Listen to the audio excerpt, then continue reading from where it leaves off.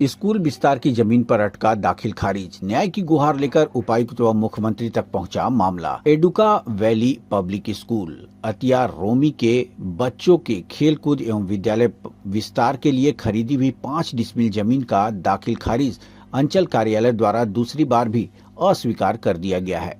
विद्यालय प्रबंधन का आरोप है कि उनकी वैध खरीदी गई जमीन का दाखिल खारिज नहीं किया जा रहा, जबकि अन्य कई मामलों में प्रक्रिया आगे बढ़ रही है। इससे विद्यालय के विकास और बच्चों के भविष्य पर प्रतिकूल प्रभाव पड़ रहा है। मामले को लेकर विद्यालय प्रबंधन समिति के अध्यक्ष शहीद खान ने उपायुक्त हजारीबाग एवं मुख्यमंत्री झारखंड को पत्र भेजकर निष्पक्ष जांच, शीघ्र दाखिल खारिज तथा संबंधित अधिकारियों की भूमिका की जांच कर उचित कार्रवाई की मांग की है। विद्यालय प्रबंधन ने शिक्षा के हित में जल्द न्याय मिलने की उम्मीद जताई है। हजारीबाग ब्यूरो की देखे रिपोर्ट। अपना परिचय देंगे?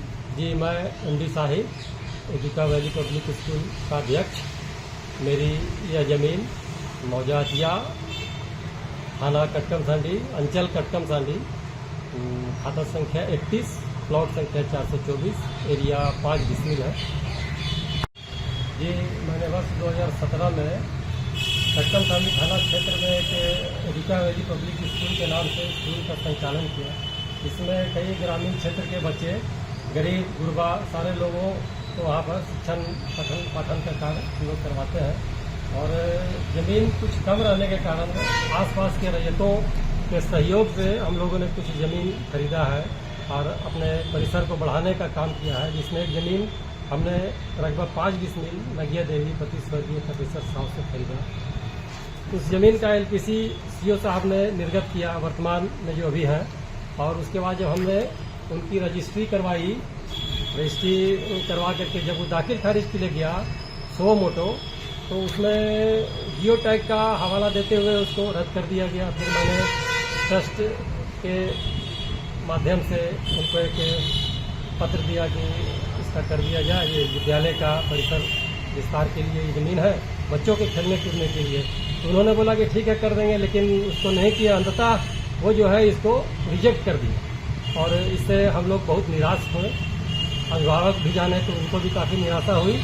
और जबकि हमने देखा ऑनलाइन में अभी कई ऐसे CMT प्रतिबंधित खाते की ज़मीन का दाखिल खारिज कर्मचारी और अंचल के द्वारा किया गया है और वर्तमान में किया जा रहा है, जो कर्मचारी द्वारा अग्रसारित करके उसको दाखिल खारिज करवाने का काम किया जा रहा है। शिक्षा के क्षेत्र में इस तरह का उदासीनता मैंने हम लोगों को काफ़ी निराश करता है। कटकम सांडी अंचल अपने व्यवहार में थोड़ा सा सुधार करे, ये हम आशा करते हैं। दूसरी बात क्या, हमारे उपायुक्त महोदय के द्वारा तरह तरह के मैंने पेपर को जांच करके और सारा प्रक्रिया अपनाते हुए रजिस्ट्री करने का आदेश दिया जाता है, जिसको अंचल अपने सिर्फ एक आदेश में जियो टैग नहीं है करके रद्द कर देता है। तो उस तरह के आदेश की क्या मैंने औचित्य रह जाता है। तो यहाँ पर तो हमको ऐसा लगता है बोलना नहीं चाहिए, लेकिन ये सारे जो आदेश हैं, इस आदेश को अंचल दरकिरार करते हुए हरे हरे कुरकुरे आदेश पत्र को ही अपना सब कुछ मानते हुए और आगे का कार्य कर रहा है, जो काफ़ी निराशाजनक है। मेरी प्रार्थना है वरीय पदाधिकारियों से कि स्कूल का, विद्यालय का ये ज़मीन है, इसकी दाखिल खारिज होनी चाहिए। ये मेरा कोई अपना नहीं है, ये सारे 800 बच्चों के शिक्षण केंद्र का ये ज़मीन है, जिस पर हमें वरीय पदाधिकारियों से सहयोग की अपील है।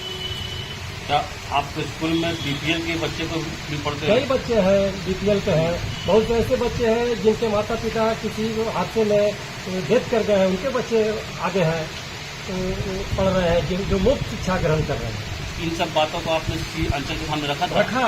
उनको रखा। एक जो है यादव जी हैं, आपके CI जो है, उनको मैंने अपने से जाके दिया। उन्होंने आश्वासन दिया कि ठीक है करवा देंगे, लेकिन नहीं हुआ।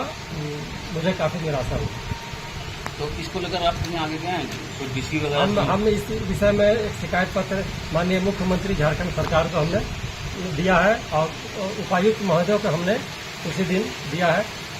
जी, देखिए ये CO द्वारा, हमारे अंचल अधिकारी के द्वारा इसी जमीन का जो मैंने विद्यालय के लिए खरीदा है, जिसका LPC निर्गत किया गया है।